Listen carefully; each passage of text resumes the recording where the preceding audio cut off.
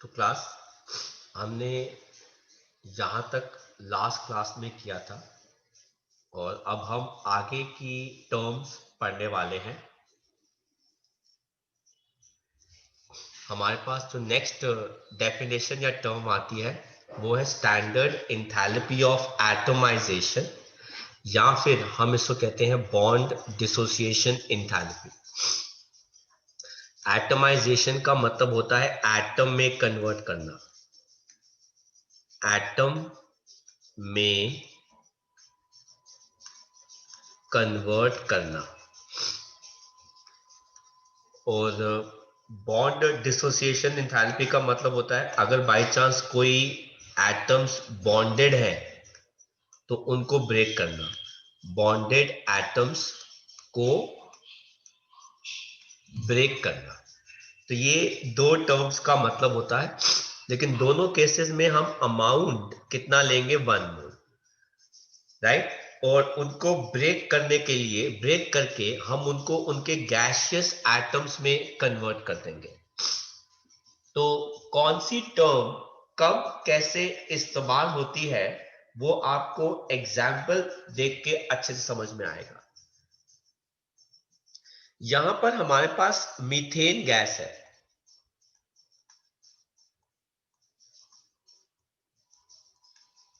और methane gas के अंदर कार्बन के 4 बॉन्ड्स होते हैं हाइड्रोजन के साथ,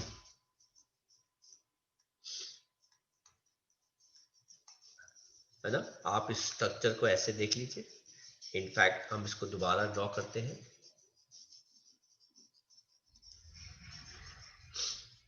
हम हटा देते हैं ये देखिए, ये है मीथेन का स्ट्रक्चर। एक एक करके हमने इसके चारों बॉन्ड ब्रेक कर दिए तो पता लगा हमारे पास कार्बन गैसियस स्टेट में आ गया और चारों एटम्स भी गैसियस स्टेट में आ गए। तो बॉन्ड को ब्रेक करने के लिए 1 मोल ऑफ मीथेन आप जो एनर्जी देंगे ताकि वो मॉलिक्यूल अपने कॉरेस्पॉन्डिंग एटम्स में बदल जाए, उस इंथैल्पी को हम कहते हैं इंथैल्पी ऑफ एटमाइजेशन या फिर स्टैंडर्ड इंथैल्पी ऑफ एटमाइजेशन। ऐसे ही हमने सोडियम लिया। अब एक्चुअली में मेटल्स के तो पीसेस एग्जिस्ट करते हैं, पीस ऑफ मेटल। अब उस पीस ऑफ मेटल के अंदर बहुत सारे सोडियम के या मेटल के एटम्स आपस में जुड़े हुए होंगे, जिसे हम कहते हैं मेटालिक सॉलिड। एक एक करके उन सबको अलग करके गैसियस स्टेट में कन्वर्ट करना। देखो आप सॉलिड से किस में कन्वर्ट कर रहे हो, गैसियस स्टेट के अंदर। उसे भी आप क्या कहते हैं, स्टैंडर्ड इंथैल्पी ऑफ एटमाइजेशन। इसको मैं किससे इक्वेट कर सकता हूं, इंथैल्पी ऑफ सब्लिमेशन से भी, क्योंकि यहां पे भी तो सॉलिड स्टेट किस में बदल रहा है, गैसियस स्टेट में बदल रहा है। तो ये भी क्या हो गया, स्टैंडर्ड इंथैल्पी ऑफ एटमाइजेशन या फिर स्टैंडर्ड इंथैल्पी ऑफ सब्लिमेशन। बच्चों लॉजिक समझ में आया कि कब ये बॉन्ड डिसोसिएशन इंथैल्पी बन जाता है और कब ये इंथैल्पी ऑफ एटमाइजेशन। अगर एटम्स के बीच में कोवैलेंट बॉन्ड है, अगर एटम्स के बीच में कोवैलेंट बॉन्ड है तो ये बॉन्ड डिसोसिएशन एंथैल्पी बन जाता है, जैसे हमने यहां पे मीथेन का एग्जांपल लिया। लेकिन अगर मेटल है तो मेटल का तो पीस होगा, जैसे आपने आयरन का पीस देखा है, कॉपर का पीस देखा है। उस पीस के अंदर बहुत सारे एटम्स होते हैं, मेनी एटम्स आर टुगेदर, उनको कंबाइन करके, ठीक है ना, वो पीस बनता है। और उस पीस ऑफ मेटल से सारे एटम्स अलग अलग कर दोगे तो वो सॉलिड से किस स्टेट में आ जाता है, गैसियस स्टेट में आ जाता है। अब आप एक और एग्जांपल देखो, हाइड्रोजन मॉलिक्यूल होता है H2, ये गैस है। आप इसको भी एटम में बदल देंगे, तो हमारे पास क्या आ जाएगी, स्टैंडर्ड इंथैल्पी ऑफ एटमाइजेशन, जो आपको देनी पड़ेगी, इसलिए वैल्यू पॉजिटिव है। लेकिन आयरन का तो एक पीस होता है, piece of iron, piece of metal, उसके सारे एटम्स अलग करने के लिए भी आपको इंथैल्पी हीट देनी पड़ेगी। उसे कहते हैं स्टैंडर्ड इंथैल्पी ऑफ एटमाइजेशन या enthalpy of sublimation, standard. Sir आपने ऊपर वाले केस में सब्लिमेशन क्यों नहीं लिया? बेटा दोनों ही तो गैस है, दोनों का स्टेट एक जैसा है, तो कैसे ले सकते हैं? इंथैल्पी ऑफ एटमाइजेशन ये किस केस में होगी? सिर्फ मेटल्स के केस में। आई होप समझ में आ गया आपको क्या होता है difference. Yes sir. Right, then हम बात करते हैं नेक्स्ट। ये देखो बेटा H2 का हमने एग्जाम्पल ले लिया था, हमने यहां पे अभी पढ़ा है, इसको देखते हैं। इसके बीच में बॉन्ड कौन सा होता है? H, single bond H। आप H बॉन्ड को तोड़ने के लिए इंथैल्पी दोगे, इसे कहते हैं बॉन्ड डिसोसिएशन इंथैल्पी। क्लोरीन के बीच में भी क्लोरीन का सिंगल बॉन्ड होता है, क्लोरीन के साथ तोड़ने के लिए दोगे, इसे कहते हैं बॉन्ड डिसोसिएशन इंथैल्पी। कोई भी इंथैल्पी की वैल्यू आपको याद करने की जरूरत नहीं है। ऑक्सीजन का भी ऑक्सीजन के साथ बॉन्ड होता है गैसियस स्टेट में, वो डबल बॉन्ड होता है, इसको तोड़ने के लिए जो आप एनर्जी दोगे उसे भी कहते हैं बॉन्ड डिसोसिएशन इंथैल्पी। लेकिन अगर सेम बॉन्ड मल्टीपल टाइम्स होता है एक मॉलिक्यूल के अंदर, then we take average of all values और उसे कहते हैं मीन और average bond dissociation enthalpy. Sir क्या मतलब? लेट्स सपोज किसी बच्चे ने मेरे से पूछा कि सर मुझे बॉन्ड डिसोसिएशन एंथैल्पी निकालनी है O बॉन्ड H के लिए।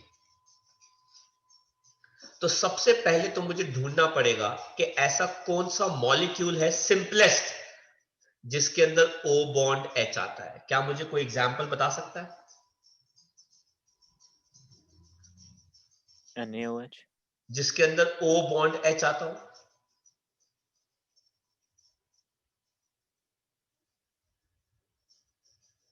बताओ भाई कोई H2O। Example. Very good, H2O। लेकिन H2O के साथ एक प्रॉब्लम है सर। क्या? उसके अंदर H bond O bond H दो बार आता है। तो मैं क्या करूंगा? पहले H bond O bond H में एक बॉन्ड ब्रेक करूंगा। तो ये देखो मैंने H निकाल दिया गैसियस स्टेट के अंदर, और वाटर भी मैंने किस स्टेट में लिया है? गैसियस स्टेट के अंदर। तो मैंने कितनी एंथैल्पी दी? 497.8 किलो जूल के आसपास। सर अभी आपने दूसरा तो तोड़ा ही नहीं। अब बेटा मैं दूसरा O बॉन्ड H ब्रेक करूंगा, फिर मुझे देनी पड़ेगी एंथैल्पी। पता लगा वो वैल्यू अलग है, 428.5 किलो जूल। तो सर फिर कौन सी वैल्यू ले? बेटा इन दोनों को ऐड करके इनका एवरेज। तो 497.8 प्लस 425.8 का एवरेज बेटा कितना आ गया? 463.15 किलो जूल पर। इस केस में बेटा हम बॉन्ड डिसोसिएशन एंथैल्पी नहीं कहते, हम कहते हैं एवरेज बॉन्ड डिसोसिएशन एंथैल्पी, क्योंकि हमने एवरेज लिया है। ऐसे ही अगर मैं मीथेन के केस में बात करूं, H C H H H, average bond enthalpy हम कैसे लेंगे? पहले मैं एक बॉन्ड ब्रेक करूंगा, ये वाला। इसके लिए मुझे कितनी एंथैल्पी देनी पड़ी? H1। फिर मैं दूसरा वाला ब्रेक करूंगा, एक एक करके, सारे इकट्ठे ब्रेक नहीं हो सकते।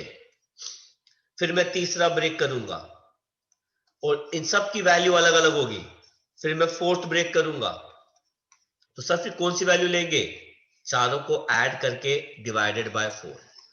वो आएगी हमारे पास एवरेज बॉन्ड एंथैल्पी किसकी, सी बॉन्ड एच की। सर ये सारी वैल्यूज अलग अलग क्यों आ रही हैं?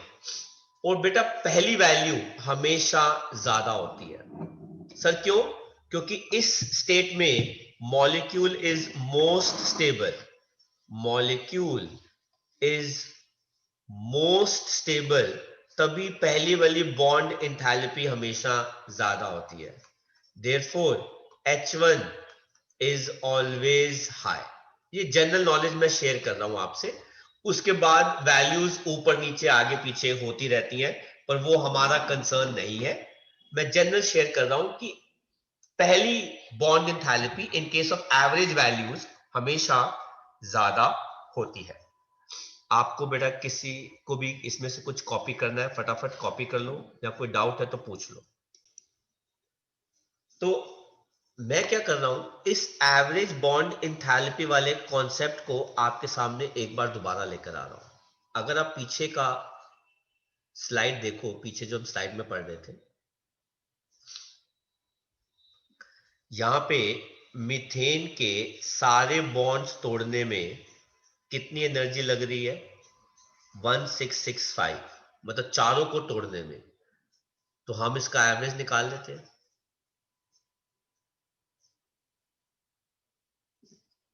तो एवरेज कैसे निकालेंगे, 1665 डिवाइडेड बाय 4, तो ये वैल्यू कितनी आ जाएगी, 413 किलो जूल पर मोल के आसपास।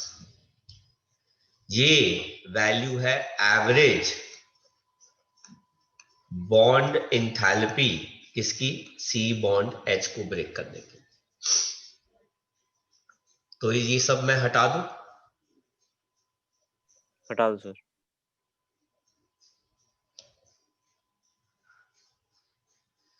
अगर आपको हर मॉलिक्यूल की बॉन्ड एंथैल्पीज दे रखी हो और उनसे आपको एंथैल्पी ऑफ रिएक्शन निकालना हो, तो ये फॉर्मूला क्या होता है, sum of bond enthalpies of all the reactants minus sum of bond enthalpies of all the products. मैं यहां पे इस फॉर्मूले को इसलिए हाईलाइट कर रहा हूं क्योंकि इससे पहले के जितने भी फॉर्मूले हैं उनके अंदर प्रोडक्ट माइनस रिएक्टेंट होता है, लेकिन सिर्फ बॉन्ड एंथैल्पी वाला फॉर्मूला अकेला है ऐसा जिसके अंदर रिएक्टेंट माइनस प्रोडक्ट होता है।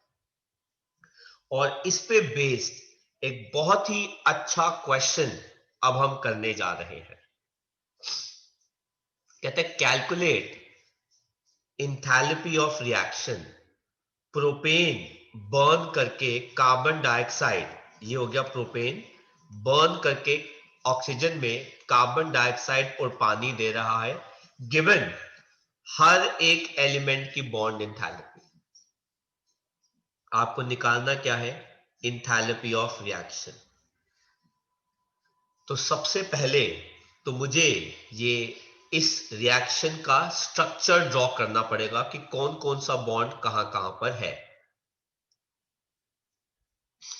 अब देखिए बेटा,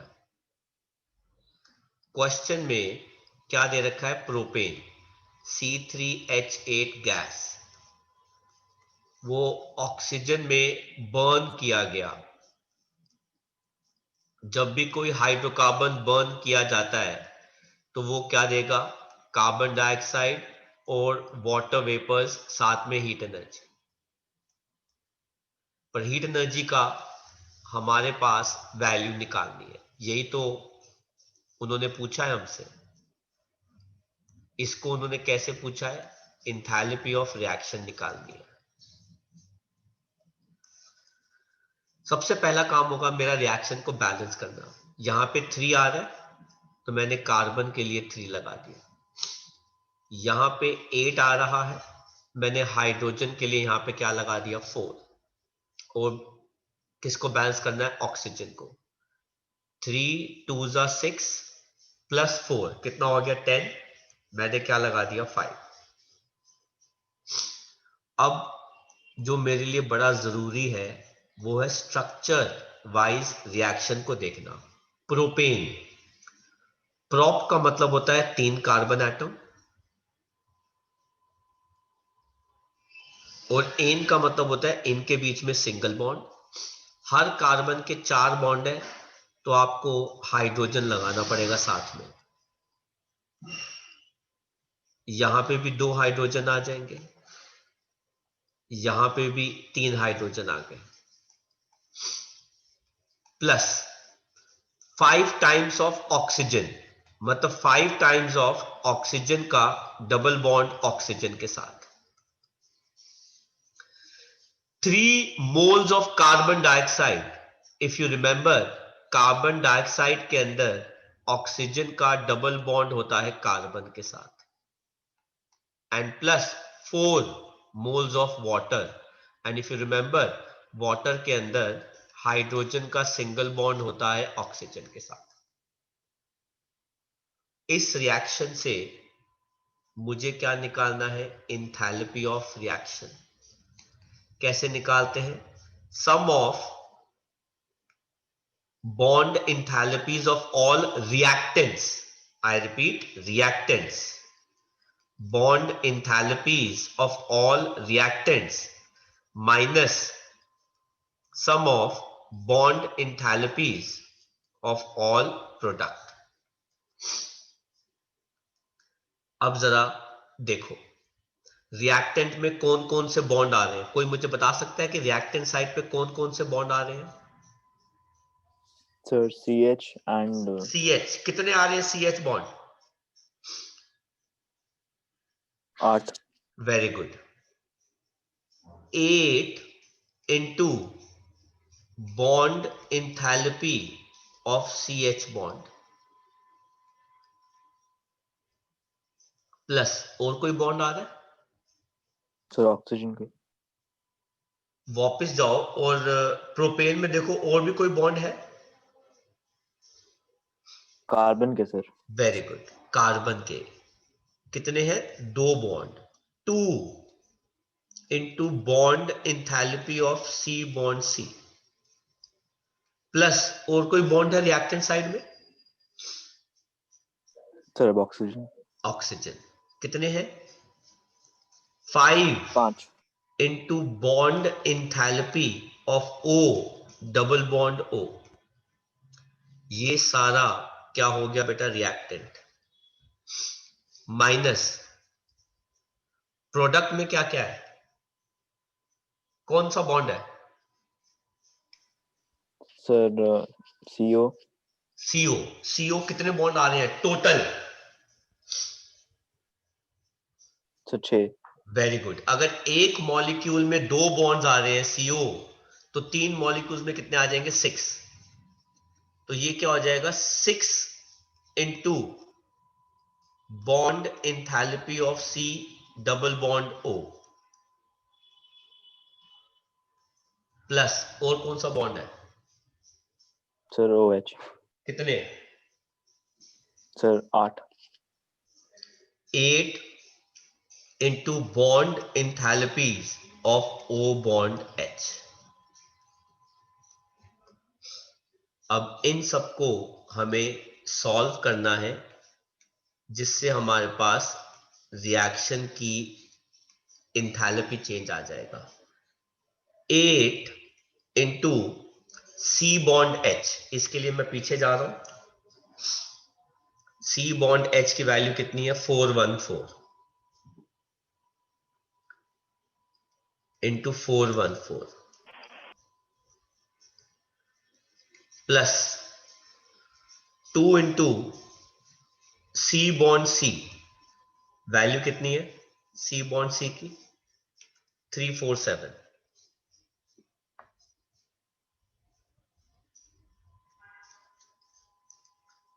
plus 5 into O double bond O 498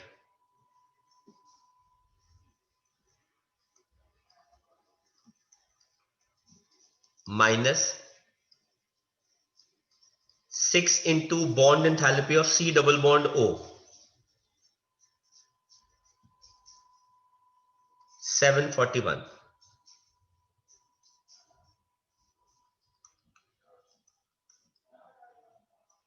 plus 8 into bond enthalpy of O bond H, 464.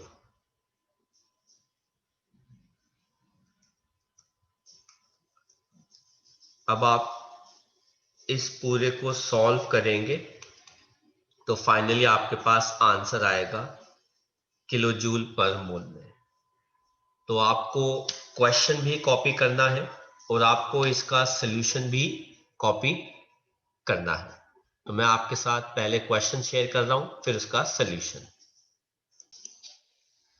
हाँ जी, तो जरा बताओ भाई, लेफ्ट साइड वाली कितनी आ रही है? ये सारा समेशन कितना आ रहा है हमारे पास? सर 6496। 6496 माइनस प्रोडक्ट का समेशन कितना आ रहा है? 8158। 8158। इसको सॉल्व करके ये वैल्यू कितनी आ रही है? -1662। 1662 किलो जूल पर मोल। अच्छा, अब जरा ध्यान से देखना, ये नेगेटिव आ रहा है ना, इसका मतलब है इस रिएक्शन के लिए जो एंथैल्पी चेंज है वो एनर्जी रिलीज है। इस रिएक्शन में एनर्जी जो है वो क्या होगी? रिलीज। अगर ये वैल्यू पॉजिटिव होती तो ये रिएक्शन क्या होती? एंडोथर्मिक, जिसके अंदर एनर्जी जो है वो क्या होती? एब्जॉर्ब। तो इस चैप्टर के अंदर मेरा ये कहने का मतलब है साइन पॉजिटिव या नेगेटिव बड़ा जरूरी है। आपका आंसर अगर बाय चांस सॉल्व करके आपने इसको सिर्फ 1662 लिख दिया तो मुझे इसको गलत करना पड़ेगा, क्योंकि ये वैल्यू नेगेटिव में होनी चाहिए, पॉजिटिव में नहीं हो सकती। सर आप ऐसे क्यों कह रहे हैं? क्योंकि बेटा ये कंबशन रिएक्शन है फ्यूल का, और फ्यूल का कंबशन हमेशा किस में होता है बेटा? नेगेटिव में होता है। फ्यूल हमेशा बर्न करके हीट एनर्जी रिलीज करता है, प्रोड्यूस करता है। इस वजह से बेटा ये वैल्यू में साइन का जरूर ध्यान रखना। तो सबने कॉपी कर लिया? मैं हटा दूं ये सब? Yes sir. ठीक है। नेक्स्ट हम देखते हैं बेटा स्टैंडर्ड एंथैल्पी ऑफ सॉल्यूशन।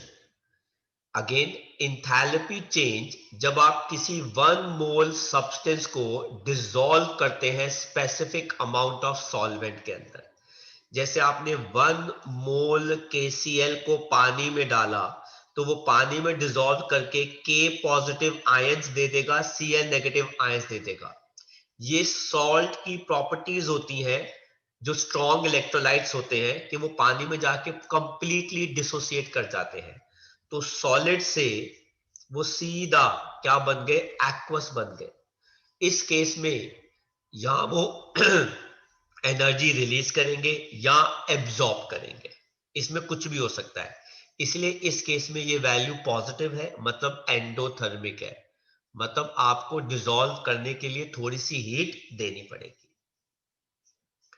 ऐसे ही copper sulphate powder solid state में जब आप पानी में डालेंगे तो कॉपर 2 पॉजिटिव आयंस देगा एक्वस, यहां पे पॉजिटिव साइन आएगा, बेटा करेक्शन कर लेना।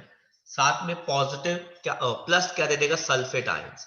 इस केस में थोड़ी सी एनर्जी रिलीज होती है। तो कॉपर सल्फेट का जो सॉल्यूशन है बनाना वो एक्सोथर्मिक हो गया। मतलब जब आप KCl को पानी में डालोगे तो थोड़ा सा टेम्परेचर फॉल कर जाएगा, ठीक है। जब आप कॉपर सल्फेट थोड़ा सा टेम्परेचर राइज कर जाएगा। जब आप कॉपर सल्फेट को पानी में डालोगे तो थोड़ा सा टेम्परेचर फॉल कर जाएगा, क्योंकि हीट रिलीज हो जाएगी। इसको हम एक और तरीके से डिफाइन करते हैं, sum of lattice enthalpy and hydration enthalpy. अब हमें 2 नई एंथैल्पीज पढ़नी पड़ेगी। एक क्या? लैटिस एंथैल्पी, और दूसरी क्या? Hydration enthalpy. इन दोनों का सम जो है उसे कहते हैं बेटा हम एंथैल्पी ऑफ सॉल्यूशन। चलो देखते हैं कि लैटिस एंथैल्पी क्या होता है।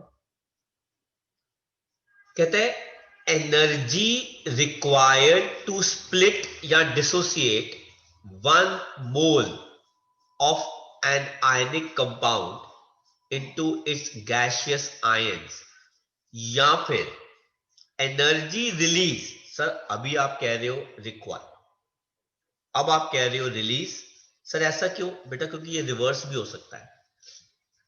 या फिर 1 मोल एनर्जी रिलीज, या फिर energy release when 1 mole of an ionic compound is form from its gaseous ion. जरा ध्यान से देखना बेटा, NaCl सॉलिड है, मैंने उसको एनर्जी दी, मुझे इस केस में एनर्जी देनी पड़ेगी ताकि मैं NaCl को सॉलिड को सीधा गैस में कन्वर्ट कर दूं। तो एनर्जी जो मैं दे रहा हूं उसे कहते हैं लैटिस एंथैल्पी, और सिंस मैं दे रहा हूं तो ये वैल्यू पॉजिटिव होगी। और अगर मैं इसी NaCl को बनाता हूं, ये देखो Na positive gas plus Cl negative gas, मुझे क्या देगा? NaCl सॉलिड, तो बेटा एनर्जी रिलीज हो गई। यही लैटिस एंथैल्पी इस केस में सेम वैल्यू पर बेटा किस में हो जाएगी? नेगेटिव साइन में हो जाएगी। तो अगर तो आप आयनिक कंपाउंड को स्प्लिट कर रहे हैं तो एनर्जी देनी पड़ेगी, और अगर 1 मोल आयनिक कंपाउंड बन रहा है तो एनर्जी क्या होगी बेटा? रिलीज होगी। इसलिए ये वैल्यू पॉजिटिव भी हो सकती है, नेगेटिव भी हो सकती है, डिपेंडिंग आप कर क्या रहे हैं, कौन सा प्रोसेस कर रहे हैं। तो आपको कुछ भी कॉपी करना हो तो आप कॉपी कर सकते हैं, कुछ पूछना हो तो आप पूछ सकते हैं। तो ये सब मैं हटा रहा हूं, ठीक है। और हम पढ़ रहे हैं next enthalpy, that is hydration enthalpy. ये दोनों इंथैल्पीज काफी इंपॉर्टेंट है नॉलेज के लिए, 12th में भी काम आती है। हाइड्रेशन इंथैल्पी क्या होता है? कहता है ये इंथैल्पी चेंज होता है, मतलब ये पॉजिटिव भी हो सकता है, नेगेटिव भी हो सकता है, जब गैसियस आयंस को आप पानी में डालते हो और वो सॉल्वेटेड या क्या हो जाते हैं? हाइड्रेटेड, मतलब उनके साथ पानी के मॉलिक्यूल्स अटैच हो जाते हैं। तो ये देखिए Na positive gaseous, Cl negative ions gaseous, पानी में डाला, गैसियस Na पॉजिटिव एक्वस बन गया, गैसियस Cl नेगेटिव एक्वस बन गया, और इस केस में एनर्जी रिलीज होती है -769 किलो जूल पर मोल। आपको पता है नेचर में ये एनर्जी रिलीज हो रही है इस वजह से ओशन में या फिर सी के अंदर क्या बनते हैं? सॉल्ट्स। ओशन का पानी नमकीन होता है या सी का पानी नमकीन होता है, क्योंकि सॉल्ट्स जब पानी में बनते हैं तो वो बड़ी सारी एनर्जी रिलीज करते हैं। ये सारी एनर्जी जो रिलीज होती है नेचर यूटिलाइज करता है बाकी के वर्क करने में। So this is the reason कि ओशन का पानी टेस्ट में नमकीन होता है, बिकॉज सारे सॉल्ट्स उस ओशन के पानी में बनते हैं, डिसॉल्व होते हैं, और वो एनर्जी रिलीज करते हैं जिसको हम कहते हैं हाइड्रेशन इंथैल्पी। इस रीजन की वजह से जब आप एक ग्लास पानी लेते हैं और उसके अंदर आप ½ टीस्पून सॉल्ट या 1 टीस्पून नमक लेते हैं, वाइट है ना, कॉमन सॉल्ट, उसको डालते हैं, मिक्स करते हैं, वो डिसॉल्व हो जाता है। वो डिसॉल्व क्यों होता है? क्योंकि वो पानी के साथ अटैच करके एक एनर्जी रिलीज करता है जिसे कहते हैं हाइड्रेशन इंथैल्पी। और नेचर इस एनर्जी को यूटिलाइज करके अपने बाकी के फंक्शंस या काम करता है। कर लो कॉपी इसको। तो आगे बढ़ते हैं। तो अब जैसा कि हम बात कर रहे हैं, मेरे पास एक सॉल्ट है AB सॉलिड। ठीक है, इसको मैंने डायरेक्टली पानी में डाल दिया,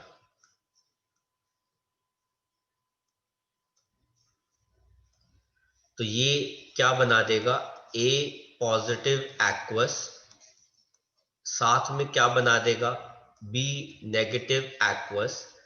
इस केस में जो इंथैल्पी इन्वॉल्व होती है उसे कहते हैं इंथैल्पी ऑफ सॉल्यूशन। ये हो गया एक स्टेप। इसी स्टेप को आप दो पार्ट में कर सकते हैं। कैसे सर?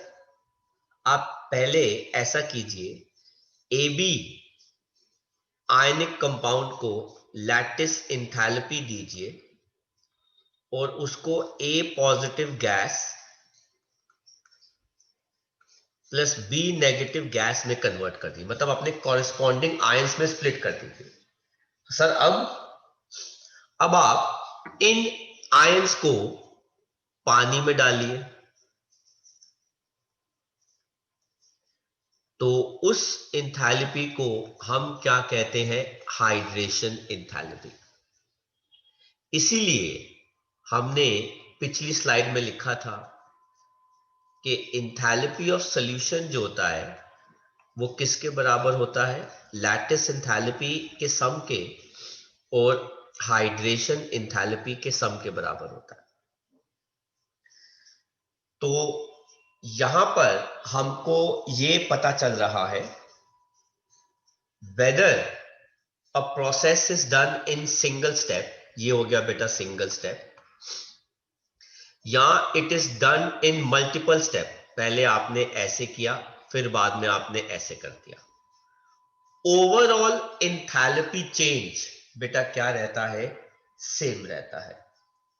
इसको हम कहते हैं Hess law of constant heat summation, जो क्या कहता है, एक गिवन टेम्परेचर पर जब आप किसी प्रोसेस को सिंगल स्टेप में करते हैं या फिर उस प्रोसेस को आप मल्टी स्टेप में करते हैं, इंथैल्पी चेंज ओवरऑल क्या रहेगा बेटा, सेम ही रहेगा। इसे कहते हैं Hess law of constant heat summation. Concept समझ में आया बेटा? Yes sir. मैं इसका एक और एग्जाम्पल ले सकता हूं, है ना, कैसे, जरा ये देखिए बेटा, हमारे पास NaCl है, NaCl हमारे पास सॉलिड स्टेट के अंदर होता है, आप उसको पानी में डाल दीजिए,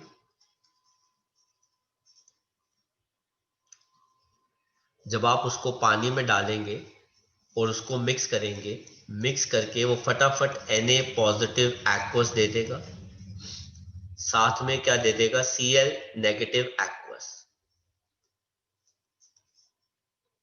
इससे एसोसिएटेड जो इंथैल्पी है बेटा वो कौन सी हो गई, इंथैल्पी ऑफ सॉल्यूशन। या फिर आप पहले NaCl को क्या दीजिए, लैटिस इंथैल्पी, ताकि NaCl सॉलिड अपने गैसियस आयंस में बदल जाए और बाद में आप उसको डिसॉल्व कर दीजिए वाटर के अंदर, इन गैसियस आयन को, तो उसके साथ एसोसिएटेड जो एनर्जी है उसे कहते हैं हाइड्रेशन इंथैल्पी। तो ये बन जाता है Hess law of constant heat summation. ये कॉपी कर लीजिए, फिर हम आगे बढ़ते हैं। तो इसको हम रिमूव कर रहे हैं और हमारे पास अब आता है हेस लॉ। कहते हैं इंथैल्पी चेंज एक प्रोसेस के लिए, चाहे वो एक स्टेप में हो चाहे वो मल्टी स्टेप में हो, वो क्या रहता है बेटा, सेम रहता है, राइट। तो ये हो गया इंथैल्पी चेंज एक ही बार में, ये हो गया सम ऑफ वेरियस इंथैल्पी चेंजेस। इसका फायदा क्या है सर, आप जो पढ़ा रहे हैं हेस लॉ, इसका फायदा क्या है बेटा, इसकी मदद से हम किसी भी सब्सटेंस की इंथैल्पी ऑफ फॉर्मेशन निकाल सकते हैं बिना उसको एक्सपेरिमेंटली किए हुए। हमें क्या पता कि वो प्रोसेस किस टेम्परेचर पर हो, पर हम थ्योरेटिकली उसकी वैल्यू निकाल सकते हैं। हम enthalpy of transformation, hydration, solution, lattice enthalpy कुछ भी निकाल सकते हैं हेस लॉ की मदद से। और अब हम इसके बिहाफ पे ये वाला क्वेश्चन कर रहे हैं। ये हमारी एनसीईआरटी का एग्जाम्पल नंबर 8 है और बहुत ही अच्छा क्वेश्चन है। आपके स्कूल के एग्जाम्स में ये 3 से 5 मार्क्स तक का आ सकता है। पहली बार आएगा तो शायद 5 मार्क्स का आ जाए, पर 3 मार्क्स का तो मिनिमम आएगा ही आएगा। क्या कह रहा है जरा ध्यान से सुनिए। कहता है the combustion of 1 mole of benzene इतने टेम्परेचर पर होता है एंड 1 atm प्रेशर पर। कंबशन के बाद कार्बन डाइऑक्साइड गैस और वाटर लिक्विड प्रोड्यूस होते हैं एंड इतनी एनर्जी हीट की क्या होती है, liberate. Can someone tell me इस वर्ड लिबरेट से ये वाली जो वैल्यू है ये पॉजिटिव होगी कि नेगेटिव होगी? नेगेटिव। वेरी गुड, ये क्या होगी बेटा, नेगेटिव। और क्या मुझे कोई बता सकता है कि ये किस टाइप की इंथैल्पी दे रखी है?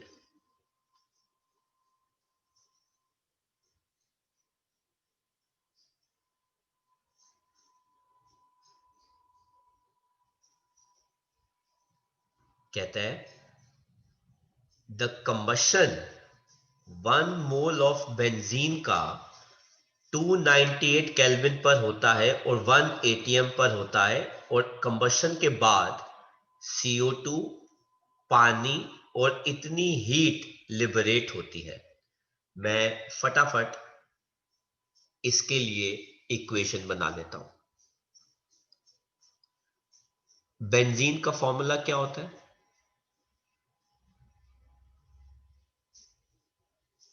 तो C6H6। C6H6 ये लिक्विड होता है। आप इसको कंबशन करेंगे तो ऑक्सीजन चाहिए, और जब कोई भी हाइड्रोकार्बन कंबशन शो करता है तो बेटा वो हमेशा क्या बनाता है, कार्बन डाइऑक्साइड, और साथ में क्या बनाता है, वाटर लिक्विड। और वो कह रहा है साथ में वो हीट दे रहा है 3 2 कितनी है बेटा, 6 7। अब मुझे कोई बता सकता है कि ये 3 2 6 7 इस रिएक्शन के लिए कौन सी वैल्यू है? इंथैल्पी ऑफ फॉर्मेशन है, इंथैल्पी ऑफ रिएक्शन है, इंथैल्पी ऑफ सब्लिमेशन है, क्या है ये? कंबशन। Very good. ये वाली वैल्यू इंथैल्पी ऑफ कंबशन भी हो सकती है स्टैंडर्ड, और यही वाली वैल्यू इसके लिए इंथैल्पी ऑफ रिएक्शन भी हो सकती है स्टैंडर्ड। तो मेरा कहने का मतलब ये है कि ये वाली जो वैल्यू है वो इंथैल्पी ऑफ कंबशन स्टैंडर्ड या इंथैल्पी ऑफ रिएक्शन स्टैंडर्ड, जो साइन में क्या आ जाएगी, -3267 किलोजूल पर मोल। और दूसरी चीज, रिएक्शन को करना है बैलेंस। कार्बन 6 है तो यहां पे 6 आना चाहिए, हाइड्रोजन 6 है तो यहां पे 3 आना चाहिए, और बैलेंस करने के बाद यहां पे 3O2 हो गया, यहां पे 12 हो गया, तो यहां पे मुझे क्या लिखना पड़ेगा बेटा, 15/2। ऑर्गेनिक की रिएक्शंस को आप ऐसे बैलेंस कर सकते हैं। किसी को अगर कुछ पूछना हो तो आप पूछ सकते हैं, नहीं तो मैं फिर आगे कंटिन्यू करूं। अभी जो 2 स्टेटमेंट पढ़ी थी उसका मतलब ये होता है। आगे बढ़े सर एक जी। सर मेरे को पूछना है सर। अभी मैंने चेक किया sir, standard enthalpy of combustion में जब सर एक रिएक्शन था मीथेन वाला, तो हाँ। सर उसमें जब H2O फॉर्म हुआ था वो गैसियस स्टेट में था, और सर वो इसमें लिक्विड में है। हाँ, वो कोई तो दिक्कत नहीं है। हम स्टैंडर्ड लेते हैं तो स्टैंडर्ड कंडीशंस पे बेटा पानी जो होता है वो लिक्विड होता है ना, 298 केल्विन। तो 298 केल्विन के अंदर बेटा पानी जो होता है रूम टेम्परेचर पे लिक्विड स्टेट होता है, इसलिए हम लिक्विड लिया है हमने। Okay sir. ठीक है। अच्छा, अब देखो बेटा पीछे चलते हैं। कहते हैं calculate the standard enthalpy of formation benzene का। क्वेश्चन में आते हैं, क्या निकालना है? स्टैंडर्ड एंथैल्पी ऑफ फॉर्मेशन किसका बेटा?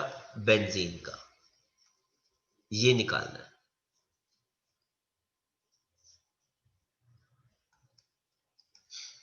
क्या मुझे कोई standard enthalpy of formation benzene की रिएक्शन बता सकता है? Sir 6 carbon plus 6 hydrogen. Very good.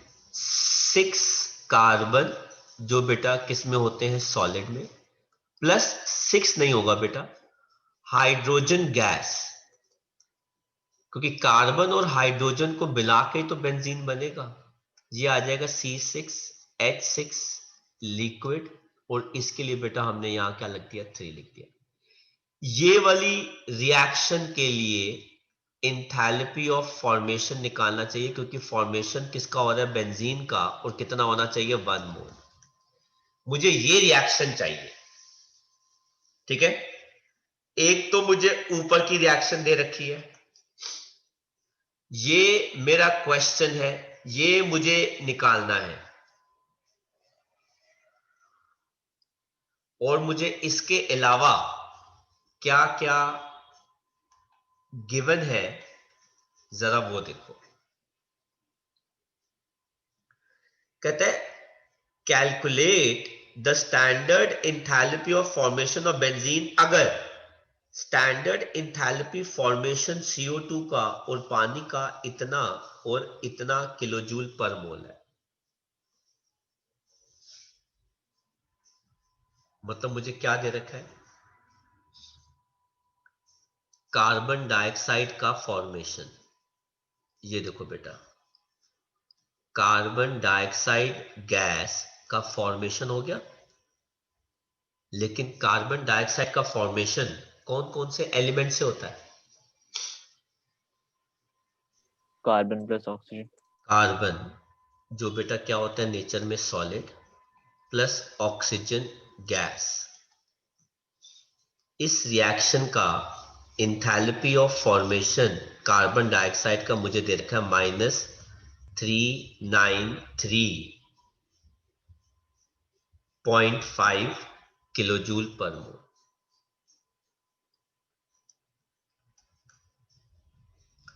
इसके अलावा मुझे दे रखा है एंथैल्पी ऑफ फॉर्मेशन पानी का। क्या मुझे कोई बता सकता है कि पानी बनाने के लिए कौन कौन से एलिमेंट चाहिए? Hydrogen plus oxygen. हाइड्रोजन जो नेचर में क्या होता है? H2 गैस, प्लस ऑक्सीजन जो नेचर में क्या होता है? गैस।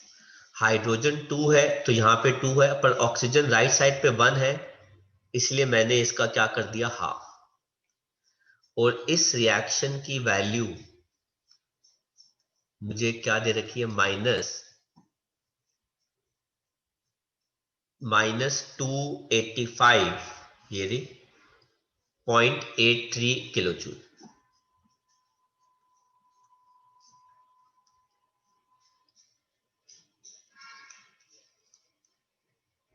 ठीक है।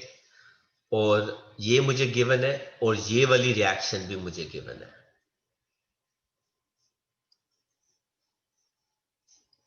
C6H6 liquid plus 15/2 O2 gas gives 6 CO2 gas plus 3 H2O, और इसके लिए enthalpy of combustion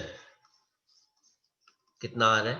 -3267 kilojoule.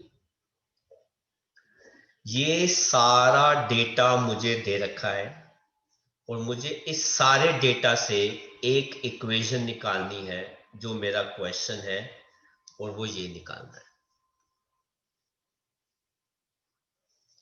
Enthalpy of formation. ये रिएक्शन मुझे निकालनी है, ये वाली रिएक्शन इन तीनों से मुझे निकालनी है। अब जरा देखो मैं क्या करने वाला हूं ध्यान से। सबसे पहले मुझे क्या चाहिए, कार्बन सॉलिड। 1 2 3 तीन रिएक्शन दे रखी हैं। इन तीनों में से ऐसी कौन सी रिएक्शन है जिसके अंदर कार्बन सॉलिड दे रखा है? फर्स्ट। लेकिन यहां पे कितना दे रखा है? 1 मोल। चाहिए मुझे कितना? 6। तो मैं इस रिएक्शन को क्या कर रहा हूं, इंटू 6। तो मेरे पास ये क्या आ जाएगी reaction, 6 moles of carbon solid plus 6 O2 gas gives 6 CO2 gas, और इंथैल्पी चेंज मैं 6 से मल्टीप्लाई करूंगा तो 6 5 30, वहां पे आ गया 3, 18, 1, और यहां पे कितना आ गया 2, 54, 56 एंड 5,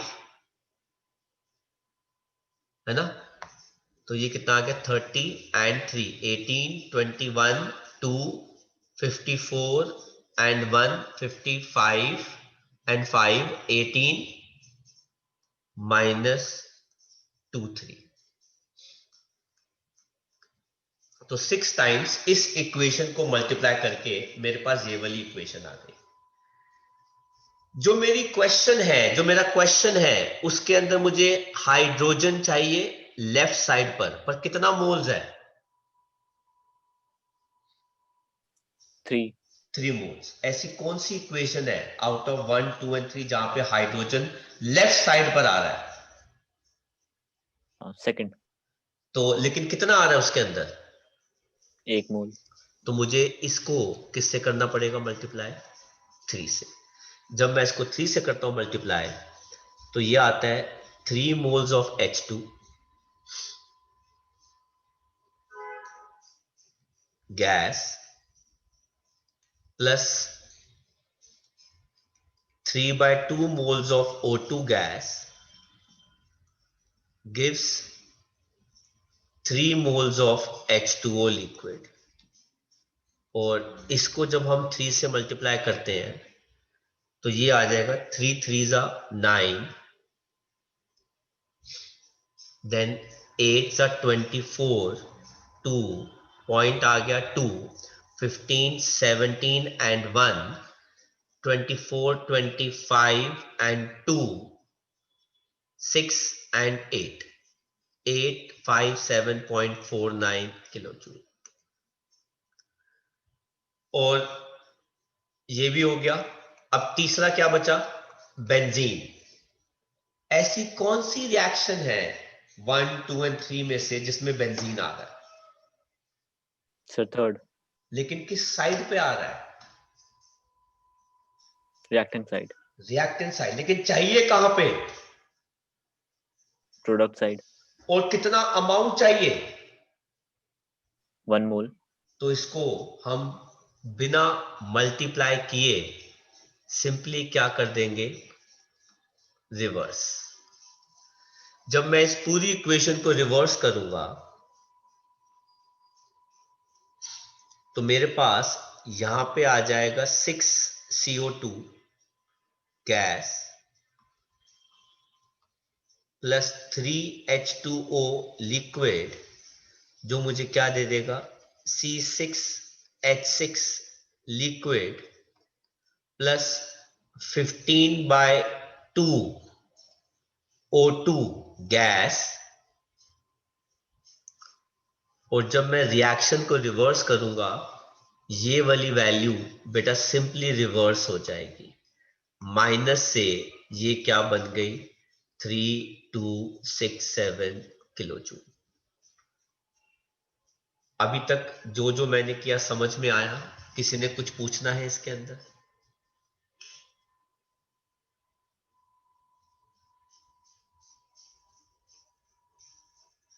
तो मैं अब आपको फाइनल आंसर बता रहा हूं। अब फाइनली जरा ये देखो क्या हो रहा है। 6 CO2 से 6 CO2 कैंसिल हो गया, ऑपोजिट साइड पर है। 3 H2O से 3 H2O कैंसिल हो गया, यहां बचा 6 C सॉलिड प्लस क्या बचा 3 H2 गैस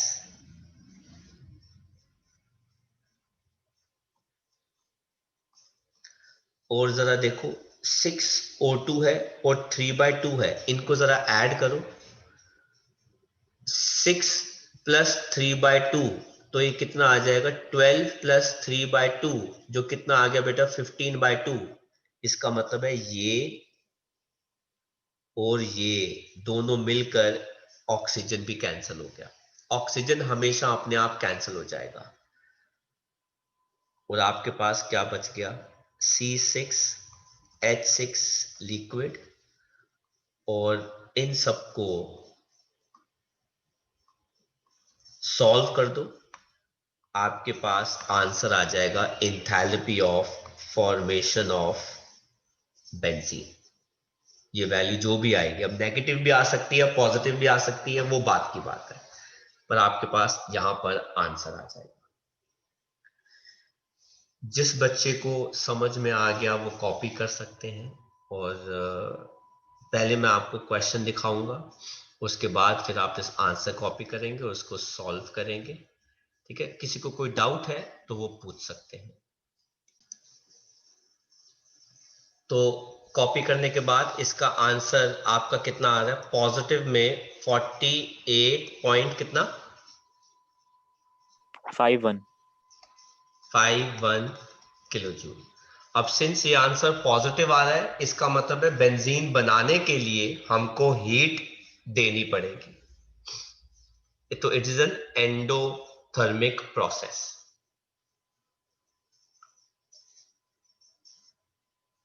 आया समझ में बच्चों? जी सर। सबने कॉपी कर लिया ना इसको? Yes sir. तो ये वाला क्वेश्चन तो हम अभी नहीं करेंगे, आज हम सिर्फ इतना ही करेंगे, इसका आगे का पार्ट हम अपने नेक्स्ट लेक्चर में करेंगे।